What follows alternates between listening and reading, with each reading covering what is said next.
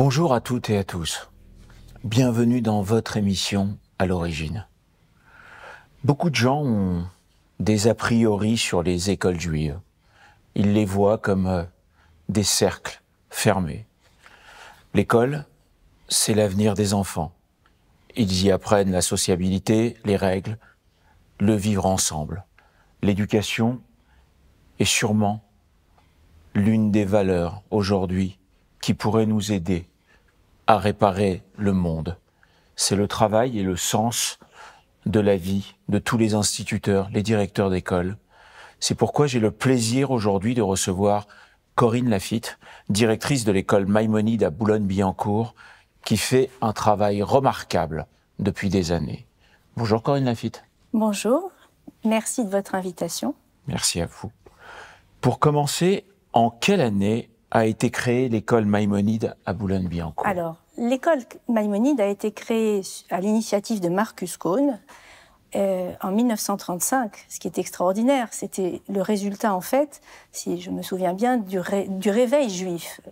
Il y a eu, dans les années 20, un moment où le judaïsme français s'est un peu cherché.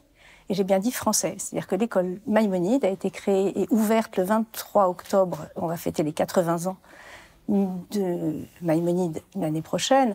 Le 23 octobre 1935, on a ouvert l'école Maïmonide avec comme projet d'offrir aux enfants juifs français une éducation sur deux pieds, les racines, le judaïsme, et l'avenir, un citoyen français.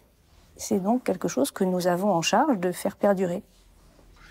Qu'est-ce qui motive, selon vous, les directeurs et les responsables à l'époque d'ouvrir une école juive? Je pense que c'était à la fois peut-être une manière de corriger un trop-plein d'assimilation, d'acculturation, d'oubli des racines, d'oubli du judaïsme, ou bien, ou avec la volonté que, gardant les racines juives, la culture juive, l'histoire juive, on puisse devenir un citoyen français destiné à éclairer la société française. Parce que nous recevons beaucoup, mais nous donnons beaucoup. Et il s'agissait de fabriquer, je crois que dans les premières plaquettes, mais les historiens sauront mieux le dire que moi, il y avait une revendication de fabriquer des hommes intègres pour devenir des citoyens français et des membres dignitaires de la communauté juive, des dignes représentants de la communauté juive. Donc il y avait toujours cette double recherche éducative d'aider l'enfant à devenir le futur de la nation et le futur du judaïsme français. Voilà. Après-guerre, comment a rebondi l'école? J'imagine que le nombre des enseignants et des enfants avait été assassiné, pour beaucoup. Oui. Après-guerre, Marcus Cohn, qui avait été lui-même interné, enfermé, avait promis de rouvrir l'école. Et il l'a rouverte dès 39-40, alors je ne sais plus exactement quand. Il l'a réouverte essentiellement, au départ, pour accueillir les enfants qui revenaient orphelins de la Shoah. Et puis très vite, l'école a accueilli une deuxième vague avec les enfants séfarades qui arrivaient du Maroc. D'ailleurs, il y avait un internat qui accueillait ces enfants et qui était devenu un lieu qui a aussi imprimé l'école d'aujourd'hui, un lieu presque familial, de liens affectifs. On ne peut pas éduquer sans affect. On ne doit pas être dans l'affect tout le temps. Mais il y a quand même un lien qui perdure. Les Maïmonidiens se reconnaissent entre eux et ça a dû prendre racine dans l'internat. Parce que les enfants qu'on accueillait n'avaient pas leurs parents avec eux. Ces lieux, ces locaux ont même une histoire, puisqu'ils ont été utilisés par la Wehrmacht pour leur infirmerie militaire.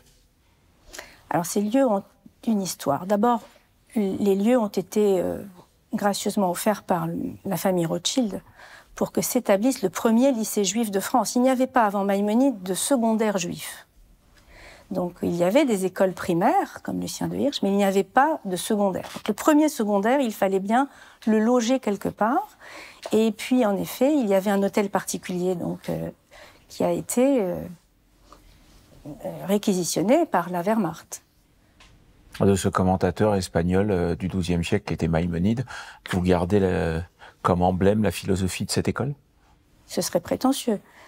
En tout cas, pour ma part, je m'attache à garder cette ouverture d'esprit qui était celle du Rambam et à faire en sorte qu'on la garde tous. D'ailleurs, on a gardé, chaque école juive a son rythme et sa particularité. À Maïmonide, il y a une relation au judaïsme qui est libre, où on veut bien évidemment faire aimer la Torah, faire aimer les textes sacrés, l'étude. C'est ça l'esprit du Rambam. Ce n'est pas la contrainte, ce n'est pas... Bon, chacun son identité. Chaque école juive a son mode de fonctionnement. Et je crois que la nôtre, elle a été imprégnée par le choix du nom. Le nom prédestine à quelque chose. C'est une école où on initie, on reste fidèle à la République et à ses valeurs. Ah oui. Oui, Maïmonide est une école très attachée à la République française. Dans les années 45, Marcus Cohn réouvre l'école, elle se mérite là, avec Théo Dreyfus à ses côtés, et dès 1945 ou 46, il obtient un contrat d'association avec l'État, c'est très important. Cette reconnaissance de l'éducation juive par l'État français. En échange de quoi, l'école juive s'engage à divulguer une éducation française. C'est-à-dire que c'est sans arrêt très mouvant entre nos deux identités, juifs et français, dans l'école, et cela perdure. Et on en a eu des exemples très frappants. Le premier exemple, avant même l'obtention de ce contrat d'association avec l'État, ce fut en 1939. À la veille de la guerre, alors que le monde juif commence à être inquiet, à Maïmonide, on célèbre, c'est une histoire de fou, on célèbre le 150e de la Révolution française. C'est magnifique. Et du coup, on a perduré à Maïmonide aujourd'hui, puisque maintenant je parle de ce que je connais, et là, avec beaucoup plus de certitude. Aujourd'hui, nous avons des liens avec la République française, des liens très forts. D'abord avec les instances de la ville de Boulogne, qui est très chaleureuse et bienfaitrice avec l'école. On a des instances avec la police française, on a des relations avec le rectorat, bien évidemment. Et puis nos élèves participent à des activités qui renforcent leur identité française. Notre objectif, notre projet pédagogique, c'est de faire d'eux des juifs responsables de leur identité, de leur communauté, des cadres de demain, parce que l'éducation, c'est penser à demain. On est dans l'espérance quand on éduque tout le temps. Et leur double appartenance, ils la travaillent avec des actions faites par les professeurs ou par la communauté éducative. Nos élèves sont tout le temps rappelés à la France. C'est magnifique. Et par-dessus ça... C'est important. C'est très beau d'entendre ça déjà, et par-dessus ça, en plus, ils ont un enseignement religieux par rapport à leur judaïsme. Oui, bien sûr. Qui consiste en quoi ? Alors, ils ont des heures de cours où ils apprennent de la maternelle à la terminale, un programme de connaissances juives. Alors, ça peut passer par l'apprentissage de la liturgie dans les petites classes, ça peut passer par des débats en terminale sur le rôle de la femme juive ou les devoirs d'un juif vis-à-vis de sa communauté. Et on peut avoir aussi des cours de pensée juive. Maintenant, il y a aussi une autre part. On a donc des heures de cours de Kodesh, puisque le Kodesh, c'est l'enseignement en classe d'une identité juive, mais en même temps, et c'est ce qui est pour moi très important, nous avons un enseignement supplémentaire sur la base du volontariat. Certains enfants peuvent aller à des cours supplémentaires. Alors à la pause méridienne, c'est assez folklorique, en mangeant des sandwichs, mais on peut avoir un cours de Gemara. C'est un peu la liberté de l'enfant qui va choisir, tiens, je vais y aller. C'est une philosophie, c'est une façon d'être, c'est une façon de penser, oui. C'est une attitude ? C'est une attitude. Aujourd'hui, si les chiffres sont bons, il y a à peu près 102 groupes scolaires juifs en France. Il y en avait 4 en 1948. Est-ce que selon vous, cette multiplication plus que rapide elle est due aux problèmes que les élèves juifs rencontrent dans des écoles laïques? Je ne vais pas, me cacher, mais un peu, mais pas que. Je crois que l'excellence de l'éducation juive au niveau des apprentissages, même profanes, a fait ses preuves.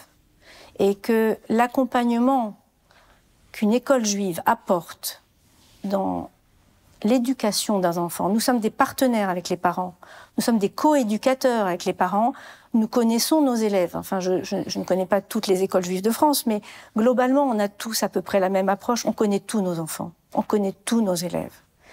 Ils ne sont pas des objets anonymes dans les classes. Et on arrive à mieux les cerner et peut-être à mieux accompagner l'enfant, parce que le parent, c'est difficile d'éduquer un enfant, encore plus aujourd'hui.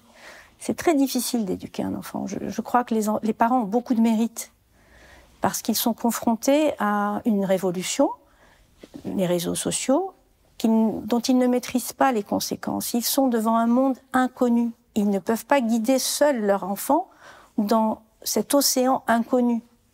Et plus on est d'adultes, plus on est de responsables autour de l'enfant, avec une voix univoque, plus l'enfant sera structuré et étayé. Donc je pense que c'est la raison pour laquelle il y a plus d'écoles juives, c'est que nous apportons une réponse personnalisée à l'éducation. Aujourd'hui, depuis le 7 octobre notamment, il y a ce qu'on peut appeler une teshuva, c'est-à-dire un retour à soi, et donc un retour à son identité, et souvent un retour à sa religion, à ses traditions. Est-ce que vous la sentez, vous, au niveau des parents, certainement, mais au niveau des enfants? Oui, je crois que le 7 octobre nous a tous bouleversés, au sens propre du verbe bouleverser. Ça nous a mis à l'envers. Dans mon école, ça a été comme partout un choc violent, bien que je me souviens être passée dans chacune des classes en disant les enfants, on tient la route, on va lire des télim, on va être ensemble, mais ils n'auront pas notre peur, dans chaque classe. Mais depuis le 7 octobre, nos élèves sont plus graves, je crois. Ce qui m'avait choqué, et ce qui nous a choqués, mon adjoint, les professeurs, etc., c'est que les jours d'après, on avait tous nos élèves dans la cour de récré, et la cour était silencieuse. Je pense que nos élèves sont plus responsables. La vie doit primer, et c'est à eux que revient cette vie. C'est eux les êtres de demain. Je crois que je les regarde toujours avec beaucoup de tendresse, parce que c'est notre avenir. Tout bêtement. Ces gosses, ils sont magnifiques. Ils sont magnifiques. Je sais à quel point vous les aimez, et je sais à quel point vous êtes dans cette école avec ces enfants comme si c'était les vôtres. Et je vous ai vu faire, c'est pour ça que je voulais que ce soit vous qui soyez là ce matin pour nous parler de cette thématique. Merci Corinne Laffitte. Je pense que vous venez d'éclairer tous nos téléspectateurs sur le fonctionnement et l'objectif des écoles juives, et c'est très important, parce que éduquer les enfants et leur transmettre des valeurs humanistes et républicaines, il n'y a rien de plus beau à mon sens pour réparer le monde. Merci. Merci à vous.